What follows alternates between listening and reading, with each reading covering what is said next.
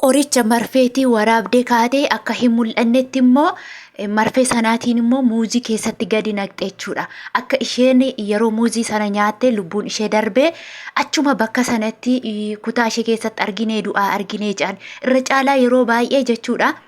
Bishaan lixxee bishaan handaakatti bishaan keessatti haftee isheenoo fooqirraa gad of darbitee isheenoo ofiin of ajjeestee isheenoo du'aa mashee kutaa keessatti arginee jedhaniitiin boru dhimma warra nageenyaa ta'an waamaniitiin reeffa gadi baasaati geessaa talaajaa keessa gashaa jedhu yeroo baay'ee jechuudha. Obboleettiin kun immoo dhugaa dubbachuuf akka kootti barumsa guddaa of eeggannoo guddaa hunduma keenyaaf laattee jirti. Namoota baay'eetu wanta kana hin beeku ture.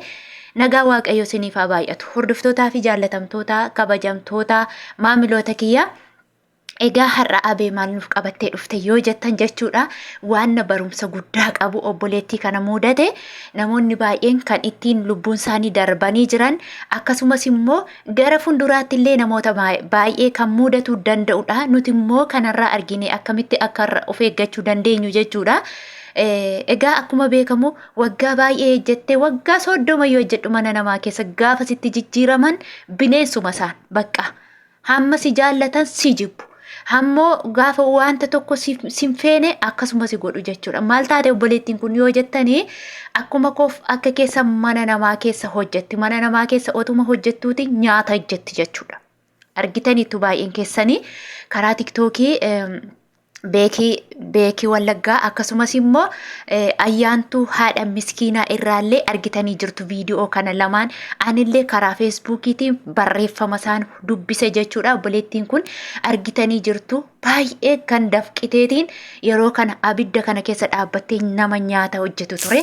Otuma kanaan jirtuuti miindaa ji'a ja'a isaanirraa qabdi jechuudha. Miindaa ji'a ja'a jechuun dhugaa waaqayyo abidda kana keessa dhaabbatanii hangam akka nama gubu baay'een keessan hin beektu jechuudha. Ji'a jaha miti saa'itii jaha dhaabbatanii akkasitti dafqa of keessa yaasanii hanga bifti namaa qayyaramuu ga'uutti jechuudha. Gaafa akkasitti hojjetanii miindaa ji'a jahaa dhaban dhugaadha baay'ee nama guba jechuudha. Baay'ee nama guba sabrii qabdiyyuu obsa qabdiyyuu. Obboleettiin kun maal taatere yoo jettanii miindaa ji'a jaha naa kennaa otuma jettuu ji'a kana sii laannaa ji'a lamaan kana sii laannaa otuma akkas jedhanii ji'a jaha guute miindaan ishee jechuudha. Isan booddee hanan miindaa hin arganne maaliif hanan hanga kana gubadheetaniini hojjedharee jetteetiin guyyaa tokko kaatee kilaasishee keessa teesse jechuudha. Kilaasishee keessa akka teesseeni kottu ba'iitiin hojjedhu gaafa jedhani har'a ani kilaasikoo keessaa ba'ee nyaata hin ejjedhu isan ejjedhu iyyuu miindaa konnaaf hin laannee kan jettu deebisteef jechuudha. Yeroo kana isaan immoo malatan miindaa kana ishee fi laannu jedhanii tooftaa fidatanii muuzii bitanii yeroo hundumaayyuu fowaakee kana hin nyaadhu wette obboleettiin kun hin nyaadhu fowaakee yaani firuutti akkasii naaf hin laatanii isaan ofii fedhiinaan laatanitti yeroo jalqabaaf guyyaa sana naa laattee jette. Guyyaa sana gaafa naa laattu waraanameera muuziin sun keessi jette. Muuziin sun keessi waraanamee jira nan shakkee jette. Natti aaran jette gaafa ani nyaata hojjechuu dhiisu natti aaranii. Gaafa natti aaranii nan shakkee muuziin sun waraanamee waan jiruufi bakka na galaafachuuf kan jedhu anis ofirratti baradhee muuzii sana fuudheen zibbaalaatti gatee jette. Zibbaalaatti gaafan gatu isheen hin duuteetti jettee na eeggiti kutaa koo dhuftee yoo na duuteetti jetteeti abayyeesus sim dhugaa waaqa nama garrama dhuftee antii miihaa jette'an. Antii koyis miihaa jette'an eeyyoo ana koyis miihaa jetteeni. Ati fayyaadhaan jirtaa jettennaan fayyaadhaan hin jiraa jetteeni. Ennaan isheen kee kalas deebitee sokkite. Ammas lammataa deebitee na waamteette. Na waamtee kalas anti miihaa koyis jette lammataa deebiteette. Eeyyoo ana miihaa koyis hin jette. Yeroo kana anis ofirratti bareette. Isan booda meerri muuziin ani siif laadhe jette. Muuziin ani siif laadhe meerrette zibbaalaa keessa ilaaltennaan nyaadhe jetteennaan meerree innati nyaattennaan lakki ani siree jalan kaayera waan ta'eefi aqeen fuudha jettee sobee akka nama nyaatee siree jalaa fuudheen zibbaalaa keessa quncisee buusee jetteen akka nama nyaateeruutti jechuudha. Achi deebitee uftee ammas sadaffaa irratti anti miihaa koyis jette jedhan. Ana miihaa koyis jette isheen kun gariibaa jette jedhan. Gariiba yaani waan addaati kuni akkamitti ta'ame Yaani akkamittiin qoricha kana nyaattee fayyaa taatee jetti. Silaa waaqa ishee baase rabbi manaa ishee baasetu lubbuu ishee eegeera jechuudha. Obboleettiin kun baay'ee ofirratti barattee dafteetiin lubbuu ishee baraaruudhaaf yerichuma jechuudha. Miindaa ishee sana isa ji'a jahaa hunduma isaa dhiistee culluxii manicha keessaa badde jechuudha. Miindaa koon barbaadatoo jette otoo guyyaa lama guyyaa sadii bulte namni si'a takka nama dhabaa, si'a lama nama dhabaa, si'a sadaffaa, si'a arfaffaa galaafachuu danda'u ture. Silaa namoota baay'eedha. Nama tokko nama lama miti. Nama baay'eetu waan akka kanaa maal taatee duute abaluun hin beeknu dhukkubsatte isheen guyyaa akkas guyyaa lama na dhukkuba jette mataa na dhukkuba jette inni duute maal taate jedhu namni tokko seeratti geesse iyyeesse namni kun maal nyaatee du'ee harka namaan du'ee moo harka waaqaan du'ee moo maali ajee namni geessee si marammaruun jirtu biyya ormaati haati ormaa haadha ormaati geessanii janaaza yookiin immoo reeffa talaajaa gashuu malee wanti biraa tokko hin jiru. Isaan yeroo wanta tokko nama godhan jechuudha. Ati kilaasii keessatti rabbii waaqayyoon inni manaa nu baase nu haa eegu malee jechuudha. Dhugaa dubbachuuf baay'ee ulfaataa biyyi orma. Inna otoo isheen amma birrii koo kana hin dhiisu jetteetuma guyyaa lama sadii bubbulteetti ta'e kan kanaa olii waa biraatiin. Geessaniillee hoteela geessanii nyaachisanii deebisaniillee duutee bultee jedhanii bor waamanii geessanii reeffa firiijii gashuu. Haadha moo abbaatu dhufee nuu marammaraa intalli keenya maal taate akka duute nuufaa ilaalamtu namni jedhu hin jiru. Yoo carraa qabaattee du'uun tisheetu itoo beekame gara biyyaa nuu gashaa jedhanii maatiin maal godhu boo'uu reeffa nuu gashaa jechuu. Kalas kanuma. Garuu immoo yoo kanuma immoo namni agarre ta'e immoo maatiin firriin agarre ta'e immoo gaaf tokko gaafa aqee firiijiin guute aamila waamaniitiin boolla qoforsiisanii bakka tokkotti ximmir gochuu kanadha hojiin isaanii jechuudha. Kanammoo obboleettii kanarraa barumsa guddaa fudhadhaa dhugaan siniin jira.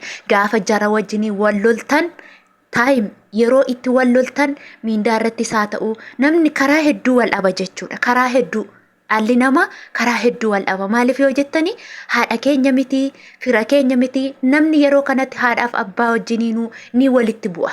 Dhiigni obboleettii walitti bu'a.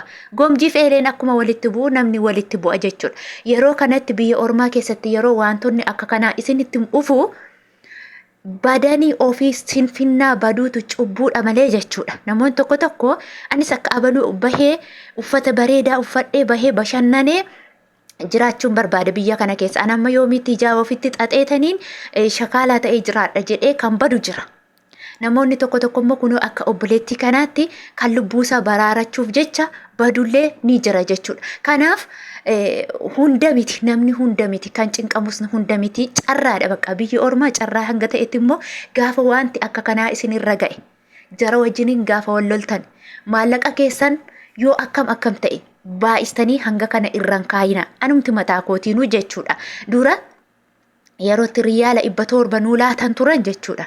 Riyaala 700 ji'aan nuu kaffalu turan dhugaa dubbachuuf baay'een keessan beektu jechuudha.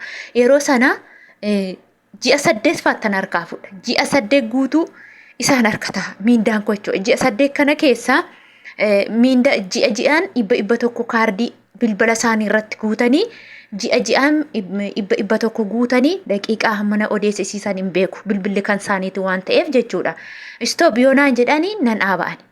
An daqiiqaa 5 odeesse daqiiqaa 6 odeesse hin ilaalladhu isaanuma bira dhaabbadhee maatii kiyyatti achi dawwaladha ji'aan ji'a 8 keessa 800 isaanii kutatanii miindaa koo ji'a 8 itti naa laatu jechuudha. Birrii baay'ee xiqqishuu waan taateef yeroo sanatti jechuudha. Kanaaf anumtu mataa koodhaan amma yeroo taa'ee of ilaalu jechuudha. Inde namni fayyaa qabu dhugaa ji'a 8 nama harka kaaha. Ji'a 8 guutuu nama harka kaayee namni kun otoo akka carraa harka qalleeyyii ta'ee miindaa kana kaffaluu hin danda'u ta'ee gaafa miindaa sana kaffaluu hin dandeenye miidhaa akkuma kanaa namatti fiduu danda'a. Sababa akka kanaa namatti fiduu danda'a. Bakka yaani waa hedduutiin nama miidha ilmi namaa jechuudha. Qoricha namaa laachuu qofa miti jechuudha. Akkasumallee immoo waa'ee qoricha kanarratti jechuudha. Keessattuu ijoollee mana tokko keessa 2-3 taatanii hojjettan waan akka kanaa wal gochaa jiru jechuudha. Nyaata faalamee walii laataa jiru jechuudha. Lammii biyya keenya wajjis haa ta'u, lammii biraa wajjiniinis haa ta'u, waan akka kanaa irratti of eeggadha. Nyaanni yeroo isinii qophaa'u nyaachaa jirta yoo taate namni yoo irraa yoo si waamte madaamiinis haa ta'u nama biraa wajjin hojjechaa jirta yoo ta'e nyaachaa jirta taanaan irraa si waamnaan erga irraa kaatee tasa ittiin deebiin beela'ii du'i malee jechuudha. Gati nyaata sana deebitee nyaatiin dhugaan siin jedha. Inna namoota baay'eetu akka kanatti illee miidhamaa jira. Sobanii hojii ajaju. Ati yeroo ati nyaachuuf kaatu silaa maaddiin kabajaa qaba biyya keenyatti. Namni tokko taa'ee nyaata yoo ta'e kabajaa qaba. Nyaadhuu ka'ii kana godhi, nyaadhuu ka'ii kootu, nyaadhuu ka'ii fidi jedhama malee biyya kanatti garuu yeroo midhaan si jala taa'u kaameraa sirra kaa'u ta'ee dhugaa waaqaan beeku. An akka kootti jechuudha. Midhaan akkas godhe yoo shayii illee taate 2 irraa 3 irraan ka'u taanaan shayiin sun inumaayyuu na fe'a jedhee yaada jechuudha. Nyaata akkas iyyeeffachuuf 2-3 irraa si waamu. Yoo akkas ta'e olla waamanii yookiin bakka tokkotti erganii ofii isaanii kichanii bakka nyaata koo jiru taanaan nyaata sana nan gata jechuudha. Garuu immoo na waamanii ka'anii bakka isaan haqeen namni immoo kushinaa sana hin jiru yoo ta'e nan nyaadha. Garuu anaan na waamanii bakka tokko na erganii ofii isaanii kushinaa yoo jiraatan du'ee bada malee shayiittis hin deebu. Aannanis haa ta'u, shayiis haa ta'u, buna haa ta'u, waan fe'e yoo haa ta'u, nyaata yoo haa ta'u galabbaxee gata cubbuunsa karaa funyaaniin naa ba'u malee jechuudha. Maaliif ofiin amanuu nan sodaadha alagaa waan ta'eef jechuudha. Kanaafu namoonni baay'ee keessan of eeggadhaa. Lubbuu abbaan hin dhayne waggaan geessu jedha Oromooni. Kanaafu yoo nuti of eegganne Waaqayyoos irratti nu eega. Waaqayyoonni manaa nu baasee immoo nu haa eegu, isin haa eegu, hunduma keenya iyyuu gooftaan nu haa eegu isiniin jedha. Viidiyoon kun yoo isinitti tole immoo namoonni ergaa qaba nu fayyada jettan immoo viidiyoo laayik godha. Obboleewwan keessan biraan geessisa. Akkasuma odeeffannoo babal'aa yoo argu jechuudha. Akka isin irraa barattan abdii guddaan qaba. Hunduma keenyaaf barumsa ta'a. Hunduma keenyatu mana namaa jira, gola namaa jira. Kanaafu Waaqayyo nu haa eegu isiniin jedha. Laayik godhaa. Turtii biraa yookiin viidiyoo biraa walitti deebinaan nagaan tura.